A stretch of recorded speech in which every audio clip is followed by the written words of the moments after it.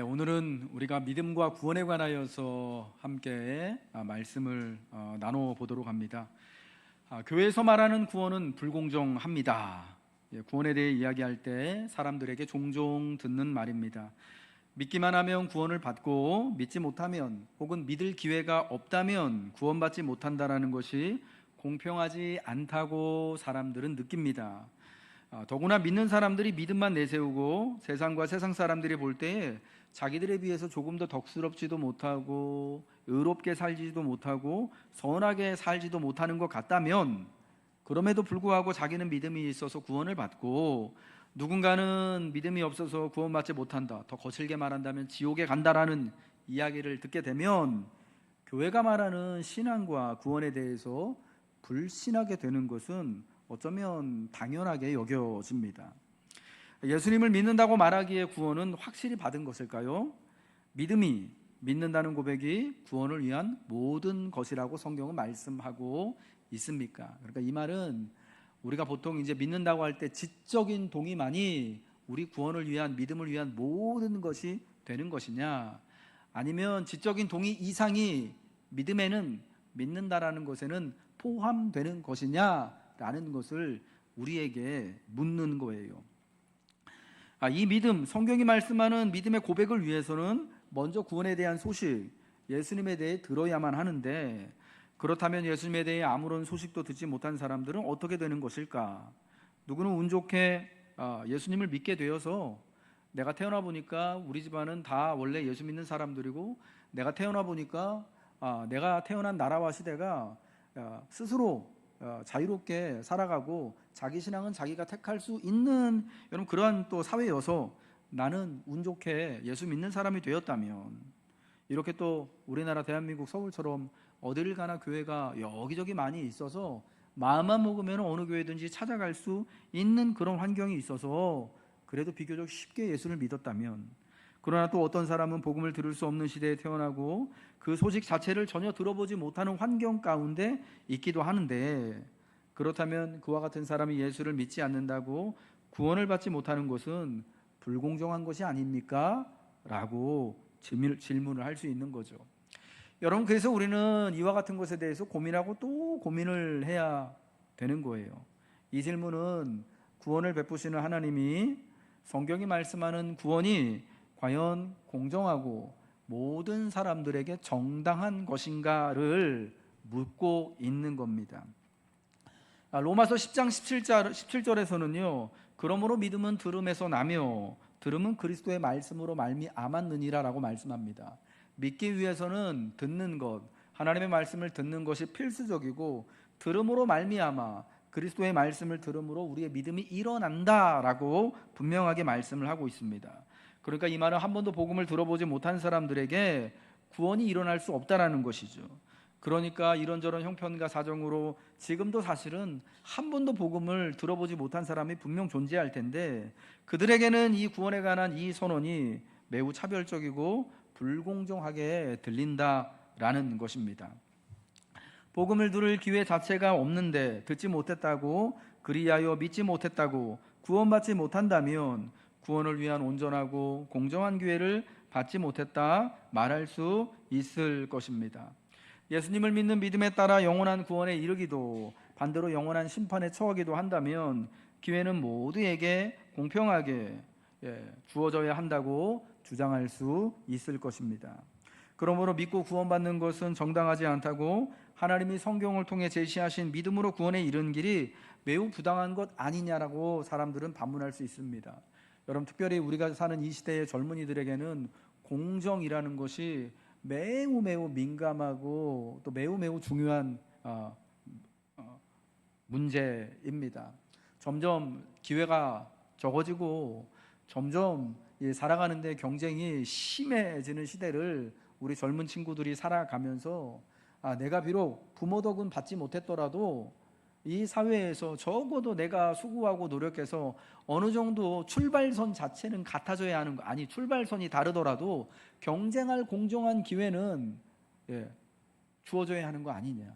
그게 그래서 시험이 공정해야 하고, 배움이 공정해야 하고, 모든 과정에 조금이라도 사실은 불합리한 것들이 끼어든다면은 견디지 못하는 것이 우리 시대의 모습이라고 할 수가 있을 것 같아요. 그래서 성경이 말하는 이 구원에 관해서도, 믿고 구원받는 것에 대해서도 과연 이보다 더 공정한 방법, 더 공평한 길이 있지 않는가라는 것을 끊임없이 반문하는 거죠. 구원을 위해서는 믿음이 아닌 뭔가 더 공평하고 정당하고 포괄적이고 정말 의롭고 착한 사람들을 위한 길이 있지 않을까를 사람들은 지금도 고민하고 있는 것입니다. 그것은 믿음으로 구원받는 것이 굉장히 배타적이다라고 느낀다라는 거예요. 그러나 믿음으로 구원을 받는 길보다 더 공정하고 정당한 구원의 길이 과연 있을까라는 것을 저는 역으로 질문해 보고 싶습니다. 모든 시대, 모든 나라와 모든 사람들에게 똑같이 적용할 수 있는 공정한 구원의 길 자체가 있을 리가 없다라는 거죠. 오늘날 젊은 청년들에게 자기 이제 장래를 위하여서, 사회를 위해서 새로운 직장에 나가서 또 그 기회를 받는데 공정한 출발선, 우리가 생각하는 그런 모습이 있을 겁니다. 대체로 공시와 같은 공적인 시험을 봐서 그 시험에서 가장 많은 배점을 받은 사람, 그 사람을 뽑아주는 게 가장 공정한 것이 아닌가라고 여기지만, 그러나 이 공정이라고 하는 것도 시험이라고 하는 것도 시대마다 그 공정의 기준이 약간은 조금씩 다 달랐다고 말할 수가 있을 것입니다. 여러분, 조선시대의 과거를 통해서 또 사회에 나가고 또 관료가 되어지는 길밖에 없던 시대에는 여러분 아무나 시험을 보고 아무나 여러분 거기에 응시할 수 있었던 것이 아니지 않습니까? 그러니까 사실은 사람들이 말하는 공정이라는 것, 사실은 더 부당하지 않고 더 합리적이다라는 것, 가장 최선의 길이다라는 것, 이게 사실 찾기가 너무너무 어렵다라는 거죠.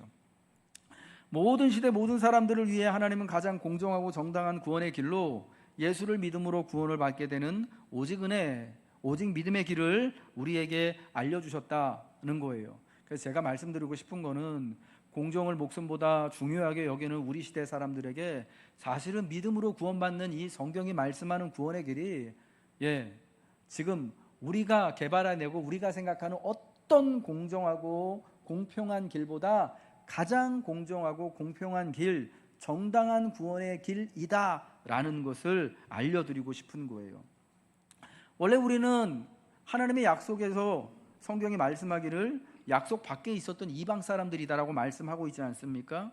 전에는 한 번도 사실은 하나님에 대해서도 예수님에 대해서도 알지 못했던 이들이었음에도 불구하고 우리가 예수님에 대해서 들음으로 말미암아 사실은 예수님과 내가 사실은 혈연적으로나 문화적으로나 아무런 관련이 사실은 조금도 없었던 그런 사람들이었음에도 불구하고 예수님에 대한 복음의 소식을 듣고 이제 그분을 믿고 이제 이 교회의 한 일원이 되었다는 그 사실만으로 성경은 우리가 이제 하나님과 아브라함의 자녀가 되었다라고 선언하는 거죠. 그러므로 함께 약속과 유업에 참여할 수 있는 자격을 우리가 사실은 아무런 공로 없이 아무런 수고 없이 얻었고, 구원 즉 안식에 들어갈 수 있게 되었던 것이라고 말씀합니다.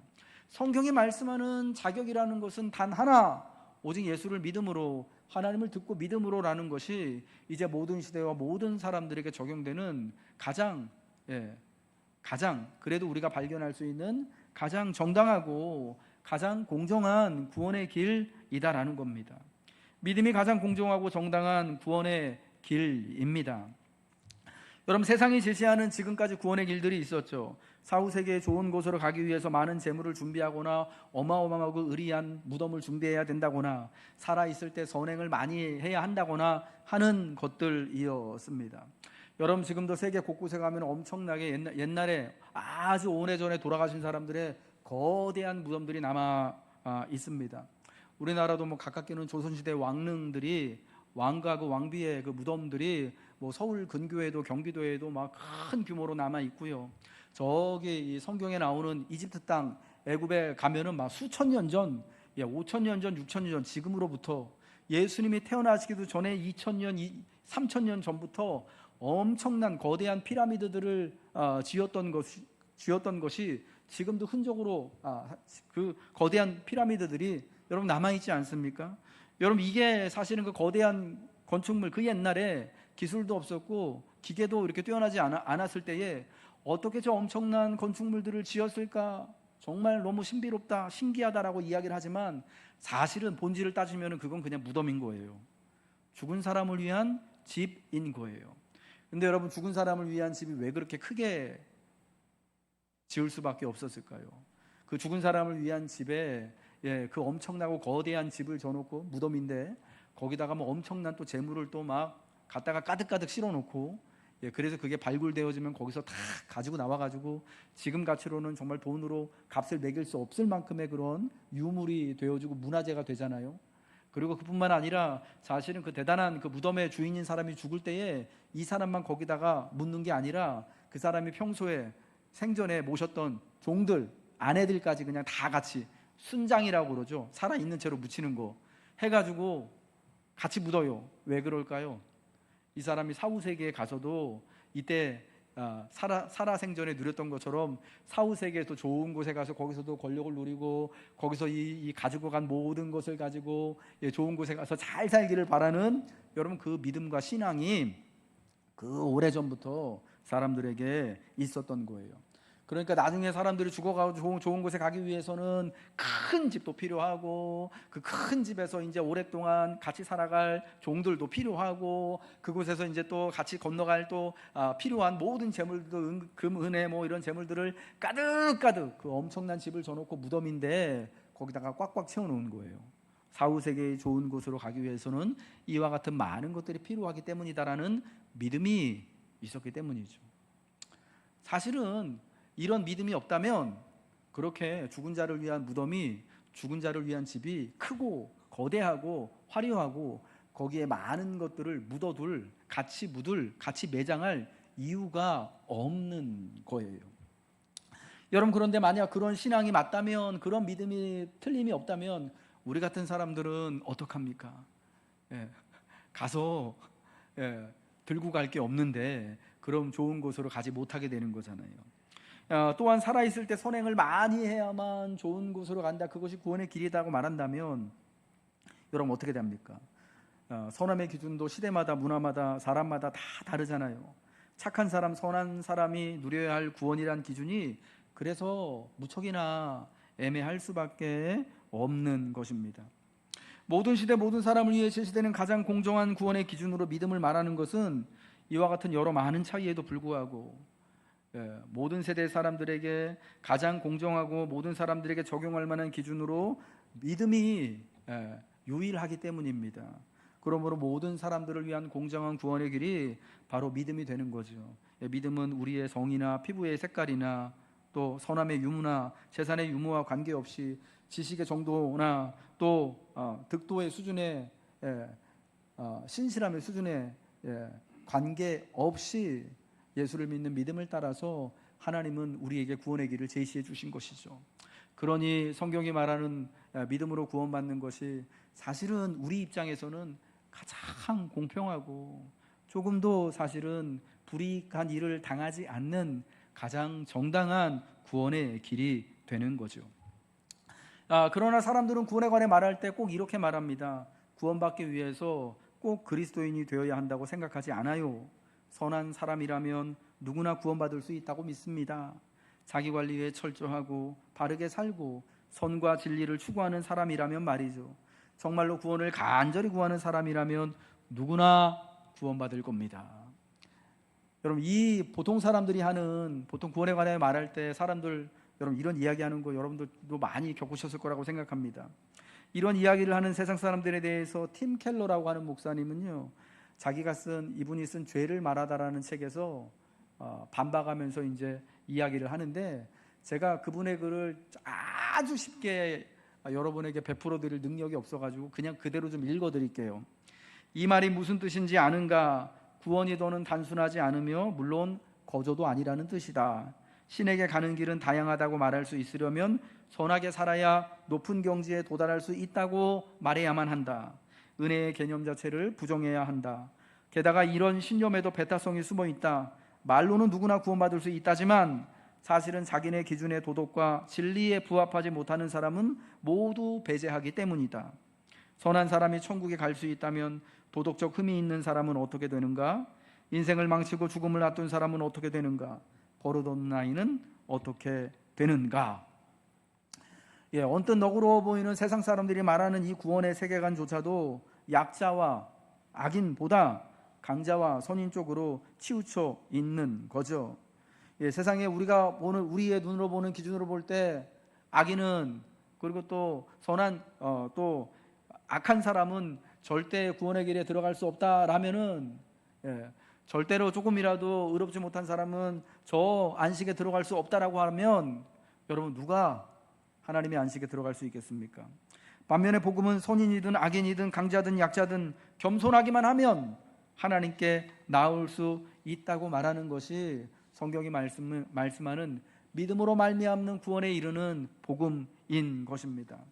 로마서 3장 21절 22절에는 하나님의 구원의 복음에는 차별이 없다라고 말씀합니다. 우리가 한번 같이 읽어보도록 하겠습니다. 시작. 이제는 율법 외에 하나님의 한 의가 나타났으니 율법과 선지자들에게 증거를 받은 것이라. 곧 예수 그리스도를 믿음으로 말미암아 모든 믿는 자에게 미치는 하나님의 의인이 차별이 없느니라. 모든 믿는 자에게, 모든 사람들에게 미치는 하나님의 의, 믿음으로 말미암는 의인데 그것은, 거기에는 차별이 없다라는 겁니다. 갈라디아서 3장 28절에도 같은 말씀을 하고 있습니다. 너희는 유대인이나 헬라인이나 종이나 자유인이나 남자나 여자나 다 그리스도 예수 안에서 하나이니라. 구원받는 길, 우리가 뭔가 특별한 어떤 영적인 지식을 소유해서가 아니라, 우리가 어떤 특별한 신령한 단계에 접어들어서가 아니라, 옛날 사람들이 말하는 것처럼 사후세계를 위하여서 엄청난 재물과 이 모든 것들을 다 준비를 해서가 아니라, 단지 우리가 이 땅에서 비록 도둑질을 하며 살았던 간에, 이 땅에서 정말 불의하고 불편부당한 악인의 모습으로 있었던지 간에, 이 땅에서 어느 곳에 있었던지 간에 항상 모자란 삶을 살았던지 간에 예수를 믿는 그 믿음, 듣고 믿음으로 내가 겸손히 하나님 앞에 나아가겠다라고 구하는 모든 이들에게 하나님은 차별 없이, 예외 없이 믿음이라는, 안식이라는 구원을 선물하신다라는 것입니다. 여러분, 그러므로 우리는 구원에 대하여서 감사해야 하는 것입니다. 믿음에 대하여서 나는 믿음이 있네, 나는 구원을 받았네 자랑하기보다는 우리는 감사할 수 있는 사람이 되어져야 하는 것입니다. 히브리서 4장에서 우리가 안식에 관한 말씀을 오늘 들었습니다. 히브리서 3장과 4장에서는 안식에 관하여서 계속해서 말씀하는데, 이 히브리서 말씀에서 이야기하는 안식은 하나님의 구원에 들어감을 말하는 겁니다. 안식한다라는 것은 온전한 구원을 받고 누린다라는 의미입니다. 단지 그냥 쉰다라는 의미만이 아닙니다. 하나님의 백성들은 예수님을 믿음으로 이미 구원을 받은 이들입니다. 그러나 이미 얻은 구원이지만 아직 온전히 이룬 구원은 아닙니다. 그분의 안식에 들어갈 약속이 남아있을지라도 그 안식에 이르지 못한 이들이 역사적으로 있었습니다. 그들은 바로 모세와 함께 애굽을 나와 광야를 살아갔던 이들입니다. 히브리서 3장 7절부터 11절의 말씀이죠. 그러므로 성령이 이르신 바와 같이 오늘 너희가 그의 음성을 듣거든 광야에서 시험하던 날에 거여가던 것 같이 너희 마음을 완고하게 하지 말라. 거기서 너희 열조가 나를 시험하여 증험하고 40년 동안 나의 행사를 보았느니라. 그러므로 내가 이 세대에게 노하여 이르기를 그들이 항상 마음이 미혹되어 내 길을 알지 못하는도다 하였고, 내가 노하여 맹세한 바와 같이 그들은 내 안식에 들어오지 못하리라 하였다 하였느니라. 약속을 받고도, 하나님의 구원을 조금 맛보고도 사실은 안식에 들어가지 못하는 이들이 그때에 있었다라는 것입니다. 한두 명이 아니라 사실은 애굽에서 그때 함께 나왔던 60만 명이 되는 그 많은 사람들이 다 함께 안식에 들어가지 못하고 광야를 살다가 광야에서 쓰러져 가게 되었던 것입니다. 그런데 여러분, 그들의 자식들, 그들과 함께 광야를 나왔던 자들, 그들의 자녀들로 광야에서 태어났던 이들은 여호수아와 함께 하나님이 약속하신 그 안식의 땅에 들어갈 수 있는 은혜를 또한 누리게 되었던 것이 이스라엘의 역사이고 성경이 우리에게 말씀하여 주고 있는 바입니다. 이 안식할 때가 하나님의 백성에게 남아 있습니다. 이미 그분의 안식에 들어간 자는 하나님과 같이 자기의 일을 쉬며 영원한 안식을 누립니다. 아직 그러나 우리에게는 안식할 때가 남아 있는, 아직 안식을 온전히 이루지 못하였다라는 것입니다. 그러므로 우리는 저 안식에 들어가기를 힘써야 합니다. 약속은 받았지만 받은 약속과 말씀에 순종하지 않고 믿지 않으면 광야를 살아가다 죽어간 사람들처럼 우리도 능히 안식에 들어가지 못하게 될 수도 있는 것입니다. 이와 같은 말씀을 들을 때 성도는 아무도 나는 믿음이 있어서 분명히 구원받아 영원한 안식을 이미 얻었어라고 쉽게 말할 수 없는 것입니다. 제가 좀 전에 말씀드린 것처럼 구원에 관하여서 우리는 자랑할 수 있는 것이 조금도 없습니다. 오직 구원에 대해서는 감사밖에 할 수 있는 것이 없는 것이죠. 오히려 자신을 돌아보아 오늘 주시는 하나님의 말씀을 듣고 그 말씀에 자신을 순종시키고 그분의 선하심대로 살아가고자 수고해야 마땅한 것입니다. 우리가 이번 주에 같이 말씀을 묵상했던 이사야서 26장 1절부터 3절까지의 말씀을 한번 읽어보겠습니다. 시작. 그날에 유다 땅에서 이 노래를 부르리라. 우리에게 견고한 성읍이 있으며 여호와께서 구원을 성벽과 외벽으로 삼으시리로다.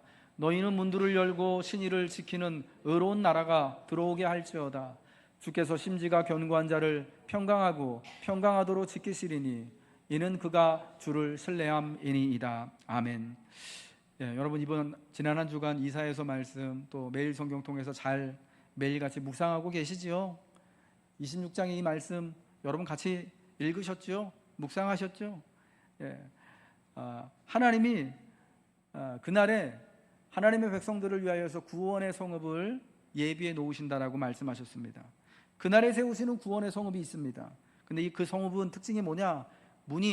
성읍의 문이 활짝 열려 있습니다. 그래서 원하기만 한다면 누구든지 자유롭게 성읍 안으로 들어와서 살 수 있는 곳입니다. 하지만 그 문이 열려 있다고 아무나 들어올 수 있지는 않다고 말합니다.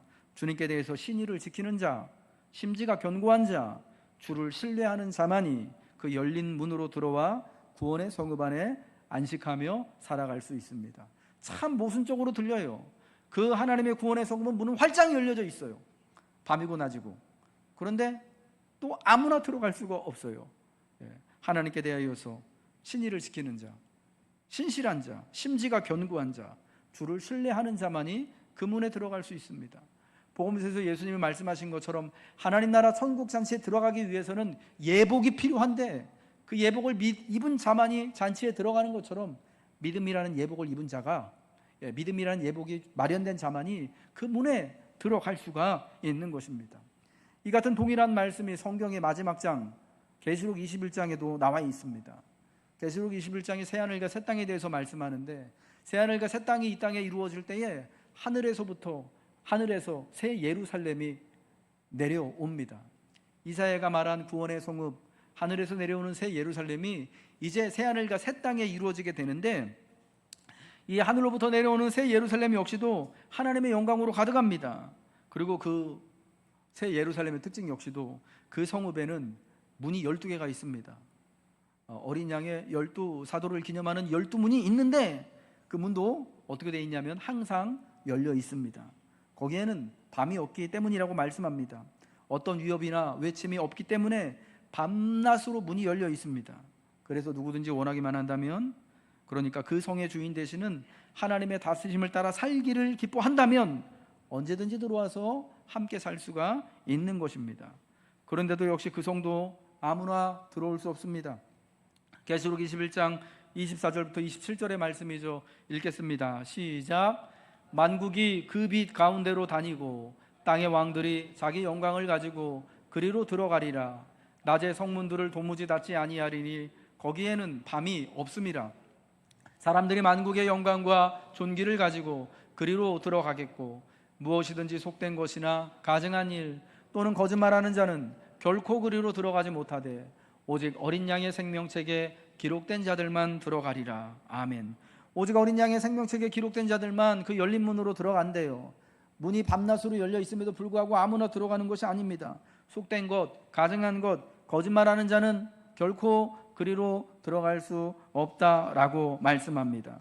오직 그 안식에 오직 그 구원의 성읍에 들어가기 위해서는 하나님의 말씀에 순종하는 자만이 그 안식에 참여할 수 있게 되는 거죠. 이제 말씀을 마무리하도록 하겠습니다.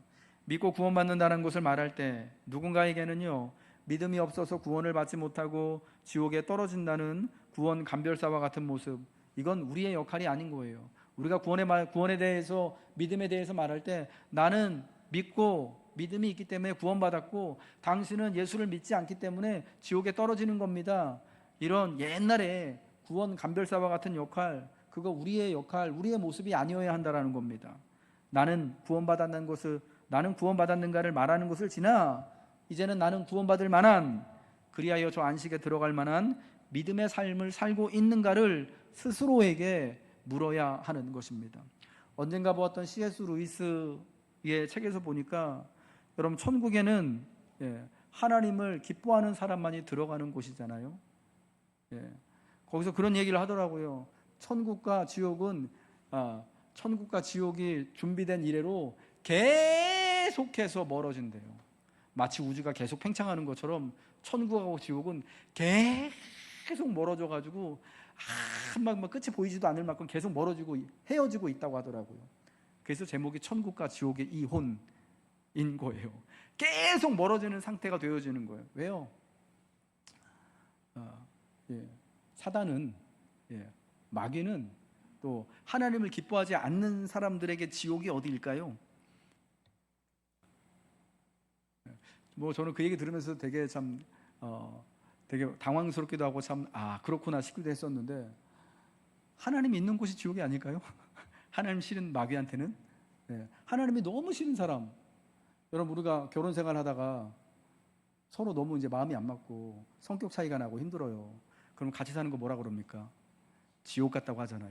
지옥에 사느니 차라리 헤어지자. 하나님 싫어하는 사람한테 제일 힘든 곳, 지옥이 어디냐면 하나님 제일 가까운 곳이 되어진다라는 거예요. 물론 여러분, 그게 천국에 대한, 지옥에 대한 가장 선명하고 분명한 답은 아닙니다. 비유로 이야기하는 것입니다. 여러분, 그 얘기를 들으니까 천국을 기뻐하는 사람만이 들어갈 수 있는 거예요.